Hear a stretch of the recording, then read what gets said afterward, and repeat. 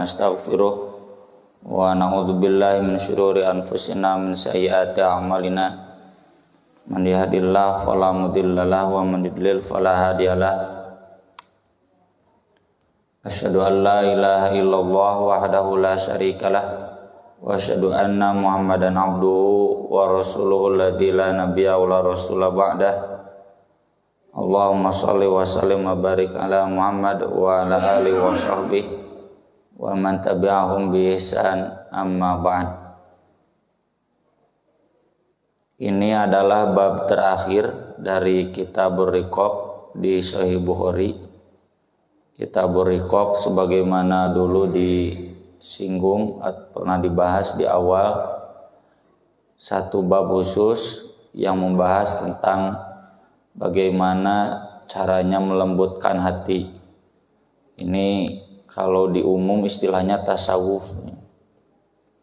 Dan di bagian akhir Kitabur Riqaq ini Imam Bukhari membahas hadis-hadis seputar surga dan neraka. Dan ini yang paling akhir dari bab ini, yaitu tentang Al-Haud.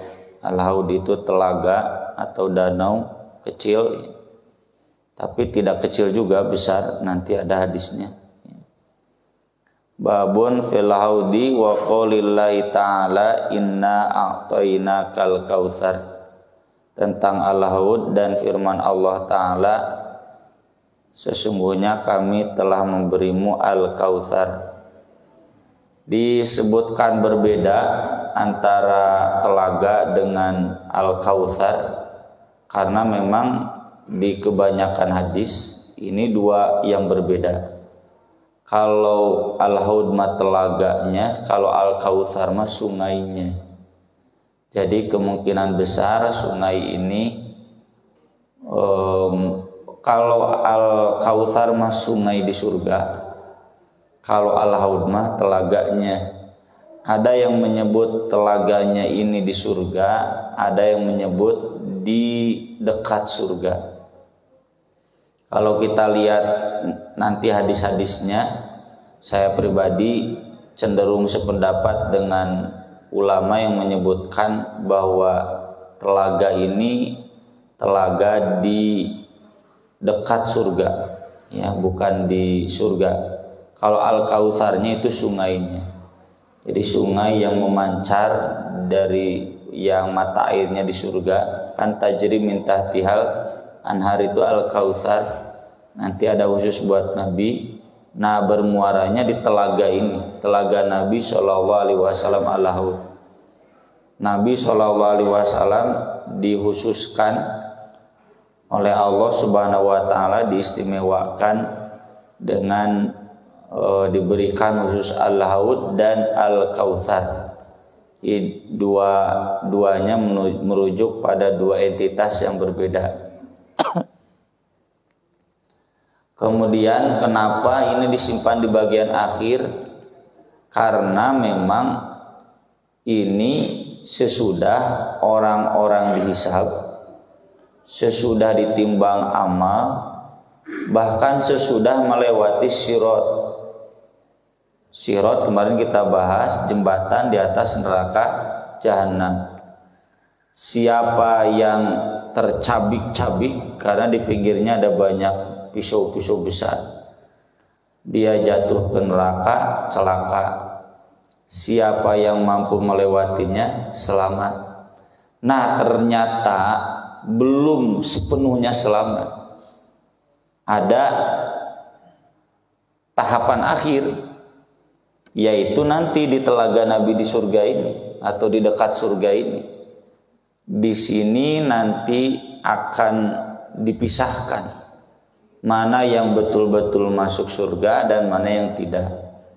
Cuma jangan terlalu khawatir, ini yang tidaknya ini nanti disebut oleh Nabi di hadis cuma sedikit, ya, ibaratnya unta ternak dari unta yang tersesat, unta yang kehilangan rombongannya, unta yang gak ada pemiliknya tapi kan kalian maloba, ya, tina 100 tina 1000 teh hiji meureun gitu. Kemudian Imam Bukhari juga mengutip hadis dari Abdullah bin Zaid bin Asim.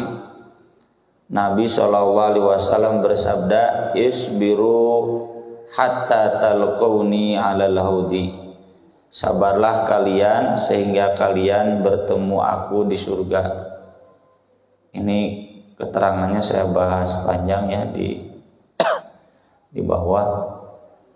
Jadi hadis Abdullah bin Zaid ini disabdakan oleh Nabi SAW kepada orang Ansor yang saat itu sesudah perang Fatu Makkah, perang Hunain, perang Taif, perang Autos, itu sepaket.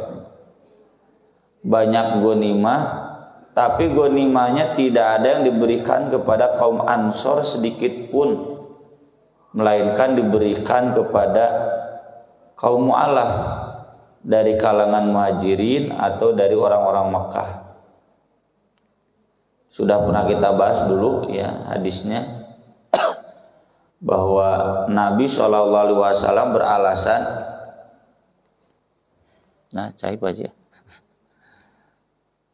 beralasan karena orang Makkah itu baru saja kalah dan miskin. Kalau Nabi bawa harta itu ke Madinah, apa bedanya Nabi dengan Genghis Khan ya, yang menyerang satu kota lalu memiskinkannya dan mengambil semua hartanya. Nah, Nabi SAW tidak seperti itu. Kalau memang penduduk setempatnya kemudian masuk Islam, memang nggak semuanya. Kan mu'alaf itu definisinya itu dua. Satu yang baru masuk Islam, dua yang kemungkinan besar masuk Islam. Ya, yang kemungkinan besar masuk Islam sudah ada simpati, sudah tidak berani melawan, sudah ada dorongan. Ya.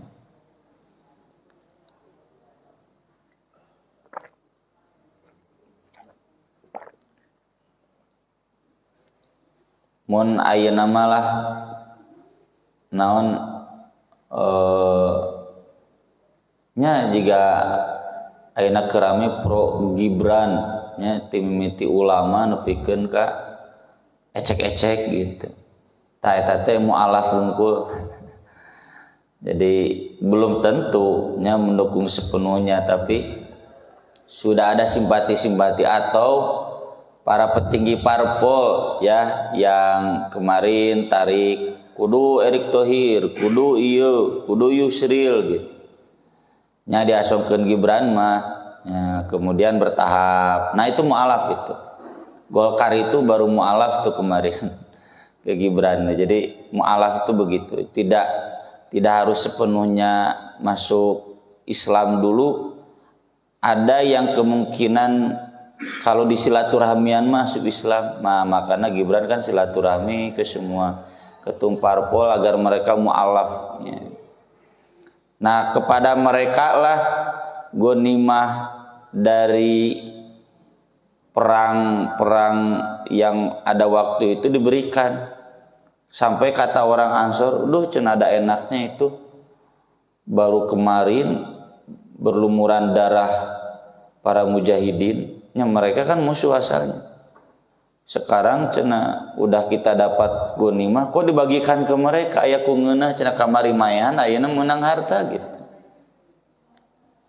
Nabi SAW menjelaskan demikian. Justru karena mereka mu'alaf, mereka layak diberi. Bahkan diberinya juga tekagok.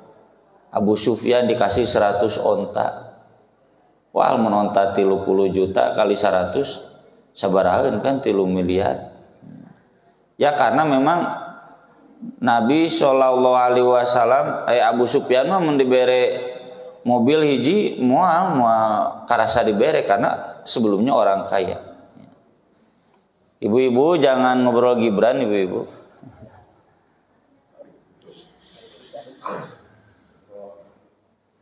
Nah, maka sabda Nabi SAW di sini maksudnya sabar dari kekayaan duniawi, ya. Sabar kalau lihat orang lain lebih maju, sabar jangan ada nafsu, Jangan kemudian ada sakit hati, apalagi dengki. Orang yang dengki, yang sakit hati, itu berarti tidak sabar. Sabar ini sampai kapan? Sabar ini nggak ada batasnya. Batasnya nanti sampai bertemu Nabi SAW di telaga, di surga. Jadi sampai mati, sabar itu harus dijalani. Hadisnya yang pertama dari Abdullah bin Mas'ud radhiyallahu anin Nabi sallallahu alaihi wasallam maqal ana faratukum 'alal haudi. Saya akan mendahului kalian datang ke telaga. Faratu itu litahayyui, untuk jadi panitia. Panitia apa? Datang ke lokasi kudu pangheuleuna wae. Karena buat menyiapkan segala sesuatunya. Kata Nabi, saya nanti jadi panitia di telaga. Pangheuleuna datang, menyiapkan segala sesuatunya untuk menyambut semua kaum muslimin yang layak masuk surga. Wala yurfa'anna ma'i rijalun minkum, dan sungguh akan dibawakan kepadaku beberapa orang dari kalian. Tsumma la yukhtalajunna duni, tapi kemudian mereka ada yang ditarik ke belakang. Jadi datang rombongan, tiba-tiba ada beberapa orang yang ditarik ke belakang, dilemparkan ke neraka. Faqulu, lalu Nabi bersabda, ya Rabbi ashabi, wahai Rabbku, itu kan sahabat-sahabatku. Fayuqalu, lalu dijawab, innaka la tadri ma ahdatsu ba'daka, kamu tidak tahu apa yang mereka buat-buat baru sesudahmu. Dalam riwayat lain disebutkan jelas ya bahwa mereka ini mundur ke belakang, kohkoro, berjalan mundur. Nah ini nih. Irtaddu, mereka murtad, ba'daka, sesudah kamu, ala adbarihim, ke belakang. Al-kohkoro itu berjalan mundur. Kata Nabi SAW, fala urahu yakhlusu minhum, saya tidak melihat ya, dipisahkan dari mereka illa mithlu hamalin na'am, kecuali seperti unta yang tersesat. Mualoba unta tersesat sedikit. Kalau di sini digambarkan, jadi ketika Nabi berdiri, tiba-tiba datang satu rombongan, lalu Nabi mengenali mereka, lalu ada seorang malaikat yang memisahkan sebagiannya. Kata malaikat, halumma, yang ini ke sini, yang ini ke sini. Fakultu, Nabi bertanya, aina itu mau disuruh ke mana? Ilan narj, ini mah ke neraka. Wallahi ma qultu wa ma sya'nuhum. Nabi bertanya, kenapa udah lewat dari jembatan neraka jahanam kok harus dimasukkan ke neraka? Innahum murtaddu ba'daka ala adbarihim al-qahqara, karena mereka murtad sesudah kamu, ke belakang mereka berjalan mundur. Kemudian zumratun yang lain begitu, sebagiannya tiba-tiba oleh malaikat disuruh ngambil jalan berbeda. Yang ini ke sini. Kemana kata Nabi? Ke neraka ini. Kan itu sahabatku, itu umatku. Dalam riwayat lain ummati. Lalu kata malaikat ini, innahum murtaddu ba'daka ala adbarihim al-qahqara, yang jumlahnya hanya mithlu hamalin na'am. Nah, siapa mereka yang irtaddu itu? Ya, karena kan di riwayat, satu riwayat disebutkan irtaddu, di riwayat yang lain disebutkan ahdatsu ba'daka. Ahdatsu itu kan, muhdats itu artinya pelaku dosa besar. Ada hadisnya, man awa muhditsan fa inna alaihi la'natullahi wal malaikati wan nasi ajmain. Siapa yang memberikan perlindungan kepada muhdits, kepada orang yang berbuat dosa besar, maka dia dilaknat oleh Allah, Rasulnya dan semua malaikat, semua Allah, malaikat dan semua manusia, termasuk Rasul. Itu muhditsan itu apapun perbuatan dosa besar. Jadi ya naudzubillah min dzalik, seandainya ada keluarga kita yang begitu, kata Nabi SAW saja, seandainya Fatimah mencuri, saya akan potong tangannya. Nggak boleh ditutup-tutupi, dilindungi-lindungi, kamu dijejehkeun karena jadi pejabat. Nah, siapa saja, kata Imam An-Nawawi, kurang lebih ada 3 itu yang dipisahkan dari telaga Nabi dan dikembalikan ke neraka. Yang pertama, orang munafik dan orang murtad, ya, yang mungkin Nabi SAW tidak tahu di masa hidupnya bahwa itu orang munafik. Orang munafik itu kan, Pak, kayak Abdullah bin Ubay, menjumatan teh pangharepna wae, panggeulana wae. Bahkan dia sebelum Nabi naik mimbar berdiri, itu bapak-bapak yang ngantuk, bangun, nih bangun, Abdullah bin Ubay. Makanya ketika disebutnya Abu Qatadah, dia ngomong begini yang diabadikan di dalam surat Al-Munafikun, ya, la tunfiqu ala man inda Rasulillah hatta yanfaddu la yukhrijannal azm minhal adal. Dilaporkan ke Nabi memarahi Abu Qatadah, kamu jangan fitnah. Jadi sekelas Nabi pun nggak tahu orang munafik, kecuali turun wahyu yang memberitahukan. Dan kebetulan untuk Abdullah bin Ubay itu turun wahyu surat Al-Munafikun, bahwa dia memang tokoh munafik. Nah, rinciannya siapa saja kan Nabi nggak tahu. Orang munafik itu sholat, ikut sholat, zakat. Cuma ketika perang, nah ini ada yang terang-terangan munafik mangga ikut, nyanu munafik mengesan masih ikut. Jadi susah membedakan. Ya ibaratnya sekarang Bapak Jokowi, Bapak Prabowo, ya, Gibran, Pak Anies, kan nggak tahu siapa pendukungnya yang betul-betul mendukung beliau dan siapa sebetulnya yang mendukung ada udang di balik batu. Prek weh. Jadi nggak tahu. Itulah orang munafik atau orang yang murtad, yang sebetulnya dia sudah murtad tapi Nabi nggak tahu. Yang kedua, mereka yang dipisahkan itu mungkin masih muslim sampai Nabi SAW wafat. Murtadnya berikutnya, itulah yang dilakukan oleh Abu Bakar yang memerangi kaum murtad yang enggan membayar zakat. Alasannya kan dina Al-Qur'annya juga, khudz min amwalihim shadaqatan tutahhiruhum wa tuzakkihim biha. Yang disuruh mengambil zakat itu nabinya sekarang sudah wafat, berarti cenah enggak ada kewajiban zakat. Itu baheula ngaranna zakat mah berat. Lamun goes mancing teu berat. Jang zakat mah berat. Ulin ka Bali, ulin ka Singapura teu berat, jang zakat mah berat. Dari dulu begitu. Dan Abu Bakar ngangkat senjata perang kan utara mayar zakat mangan ai Pak Haji maulah ada Pak Haji sanes mujahidin.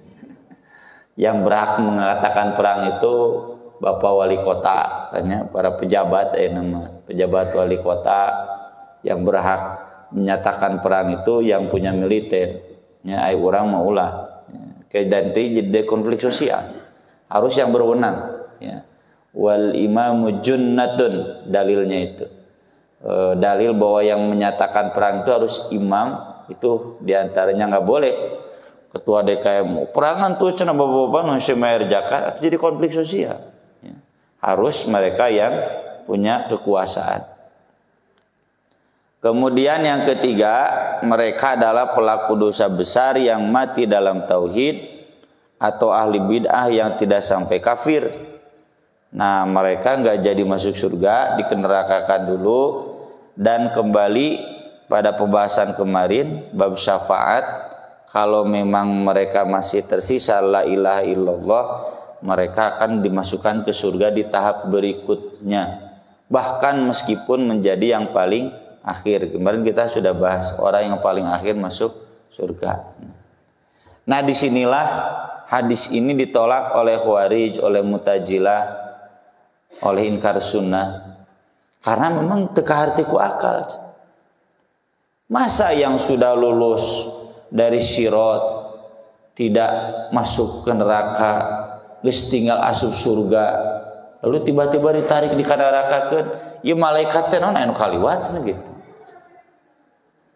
Maka di sini ya para ulama Ahlus Sunnah menjelaskan, nah saya kutipnya di bawah dari Al-Qadhi Iyad, beliau wafat tahun 544 Hijriah, Imam ahli hadis daerah Afrika Utara, istilahnya Maghribi ya, karena dulu paling barat.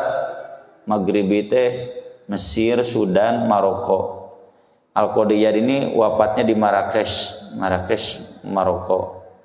Penulis Syarah Sahih Muslim mazhabnya Maliki. Daerah dinya mah kebanyakan mazhab Maliki. Daerah Mesir, Sudan, Maroko mah Aljazair kebanyakannya mazhab Maliki. Mazhab Maliki teh tara i'tikaf, tara saum Syawal. Karena orang Madinah juga dulu tara i'tikaf, tara saum Syawal. Beli bapak amalah saum nyawalan, Pak. Ngiring mazhab Maliki. Tapi nanti dibantah oleh muridnya. Makanya muridnya Imam Syafi'i. Imam Syafi'i itu 20 tahun dengan Imam Malik. Dan sampai wafatnya jadi murid Imam Malik. Imam Syafi'i dibantah. Nggak bisa kiai, urusan ibadah itu jangan merujuk ahli Madinah. Karena kan Imam Malik orang Madinah. Rujuknya hadis. Meskipun tadi diamalkan ke penduduk Madinah. Termasuk qobla maghrib dia nggak ada di mazhab Maliki. Kenapa nggak ada? Orang Madinah lagi cenatara. Tapi kemudian Imam Syafi'i diluruskan ukuran sunnah itu bukan. Kan kalau di mazhab Maliki Quran, sunnah, terus amal ahli Madinah. Di amal ahli Madinah ini tabi'in, atba'ut tabi'in. Kan Imam Maliki ini atba'ut tabi'in. Tabi'in, atba'ut tabi'in itu wujud salaf ya. Di salaf ini kan salafus sholih yang mengamalkan Quran dan sunnah tak wujudna. Mun teu aya, teu aya we. Makanya nggak ada qobla maghrib, nggak ada saum nyawalan, nggak ada i'tikaf. Imam Malik itu berani mengatakan bid'ah i'tikaf. Nah, ada cenah penduduk Madinah. Hari ayeuna geuning aya, ya itu sesudah oleh murid-muridnya dikoreksi. Imam Syafi'i kan dikuatan deui ku Imam Ahmad bin Hanbal, murid Imam Syafi'i. Dan Imam Ahmad bin Hanbal ini lebih ke hadisnya lebih ketat. Kalau Imam Syafi'i mah daib-daib ge hadis, kalau Imam Ahmad nggak bisa, ya, mentak rada leuwih galak. Ya. Kalau Imam Syafi'i ke kitanya jadi Nahdiyin, Syafi'iyahnya Ustaz Abdul Somad, Habaib tuh Syafi'i. Kalau Hanbali mah Salafi ya, dikit-dikit Persis, Muhammadiyah itu Hanbali. Lebih ketat. Nah, Imam Al-Qadhi Iyad, ini maksud saya cerita begini ini semuanya Ahlus Sunnah. Itu sok silih bid'ahkeun, beda saeutik sesama Ahlus Sunnah. Diskusi we wajadilhum billati ya ahsan. Cek orang situ aksan mah cenah bari cikopi jeung udud we teu kudu bari pasea. Ngobrol gitu. Ahaditsul haudi, hadis-hadis tentang telaga Nabi sahihatun, sahih. Wal imanu bihi fardun, mengimaninya adalah wajib. Wa tasdiqu bihi minal iman, dan meyakininya termasuk keimanan. Berarti lamun teu yakin teu iman gitu. Ya memang bukan berarti kafir, berarti ada rukun iman yang hilang. Wa huwa ala dhahirihi, dipahami sebagaimana dohirnya saja. Jadi nggak usah banyak bertanya, masa ini yang sudah lulus dari Sirat kok nggak jadi masuk surga? Masa orang yang sudah datang di telaga-telaga itu kan udah daerah surga, kok ditarik lagi keluar? Udah aja pahami sebagaimana dohirnya. Inda ahli sunnah wal jamaah, menurut ahli sunnah wal jamaah, la yuta'awwalu, tidak perlu ditakwil, wala yukhtalafu fi, dan tidak perlu diperselisihkan. Di antaranya ada yang mentawil bahwa telaga Nabi ini di awal geus puguh disebut nage dina hadis-hadisna fil jannah, di surga. Ya. Istilah di awal sebelum lewat Sirat, ketika awal hisab pemeriksaan amal. Jadi ada yang selamat, ada yang tidak gitu. Geus puguh dina hadis-hadis nage di surga dekat Al-Kautsar. Itu mau dipahami di surganya atau dekat surganya. Wa haditsu mutawatirun nak rawahu khalaikum minas sahabah. Hadisnya mutawatir diriwayatkan oleh banyak sahabat. Kata Al-Hafidz Ibnu Hajar dalam Fathul Bari, 30 sahabat yang meriwayatkan. Di Sahih Bukhari ada 20, sisanya di luar Sahih Bukhari ada 10, jadi ada 30. Ya mutawatir atau 30 sahabat berarti Nabi sering menyabdakannya. Keun we teu kaharti ku akal ge. Ini bagian dari keimanan. Intinya kita berhati-hati. Dan intinya kita yakin bahwa nggak mungkin ada yang luput sampai pemeriksaan terakhir. Ya, pemeriksaan terakhir itu bukan di Sirat, tapi nanti di telaga Nabi. Kemudian disebutkan di sini oleh Abdullah bin Amr radhiyallahu anhu, Nabi SAW bersabda, "Haudi masiratus syahrin." Telagaku panjang dan lebarnya sejauh perjalanan 1 bulan. Ya, diriwayatkan disebutkan mizabatan. Jadi antara panjang jeung lebarnya sama. Entah buleud ditentah persegi, pokoknya mah luasnya ya meter perseginya itu perjalanan 1 bulan. Disebutkan di sini kama baina Ailah wa Son'a. Sebagaimana Ailah itu di Teluk Aqaba, Yordania, dekat Tabuk, ya dekat Mu'tah, tempat dulu perang Mu'tah, perang Tabuk. Wa Son'a, Son'a ini Yaman, sekarang juga namanya masih Son'a. Ada nama orang Indonesia dibilang Sana, namanya Sana, Yaman. Kalau saya ngecek Google, ya dari Ailah ke San'a Yaman ini jaraknya 2171 km.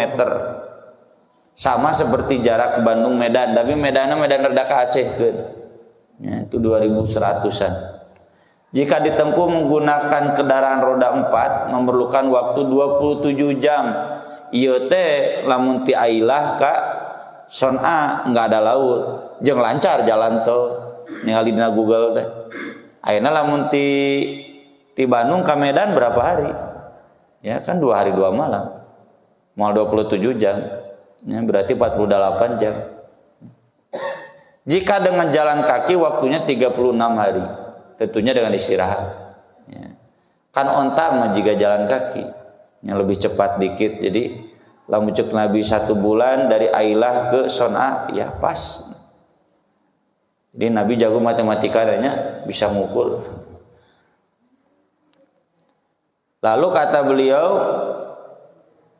ma'uhu abyadu minal laban, airnya lebih putih daripada susu, warihuhu atyabu minal mis, lalu wanginya lebih harum daripada minyak mis, pokoknya minyak paling wangi di Arab. Wa kizanu kanujumis sama, dan cangkir-cangkirnya seperti bintang-bintang yang ada di langit. Maksudnya banyak. Nya tuh bayangkeun tuh di Bandung kah Medan lega. Leuwih lega ti Danau Toba tentunya. Man syariba minha fala yazmau abadan, siapa yang minum darinya tidak akan kehausan selamanya. Bukan berarti tidak minum lagi. Ya semua kan yang diinginkan ada di surga itu.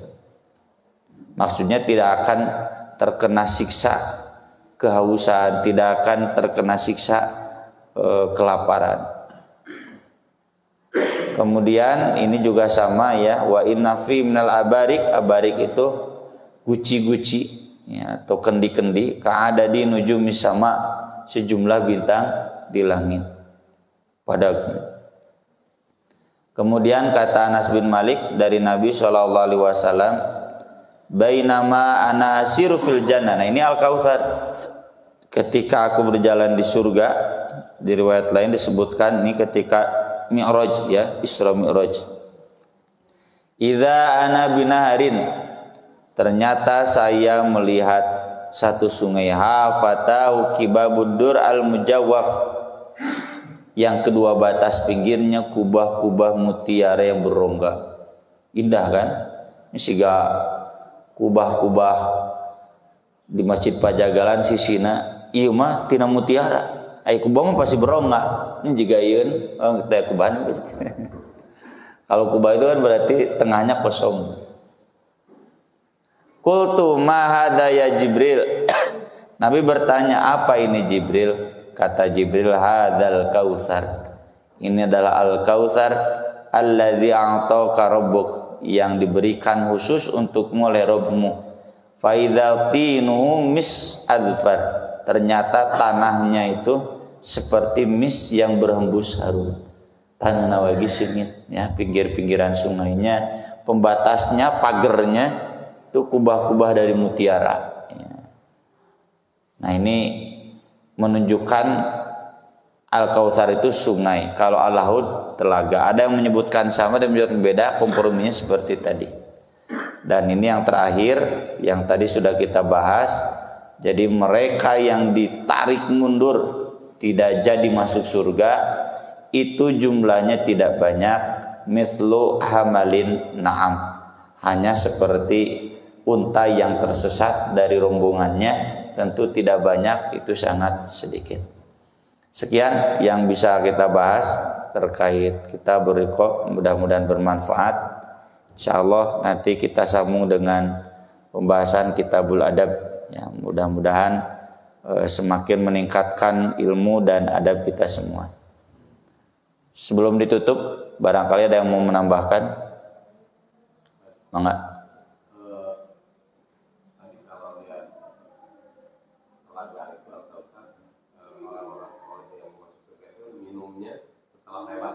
Iya. Nah, pertanyaannya, posisinya ketika 7 golongan mendapat perlindungan itu di mana? Itu mah di mahsyar. Perlindungannya seperti apa? Di mahsyar itu panas. Nah, mereka tidak akan kepanasan. Di mahsyar itu, di padang mauqif itu, matahari didekatkan, semuanya berkeringat seukuran dosanya. Yang 7 mah boro-boro berkeringat, kapanasan ge moal. Begitu. Dan itu bagian dari syafaat juga. Yang lain? Cukup? Ya.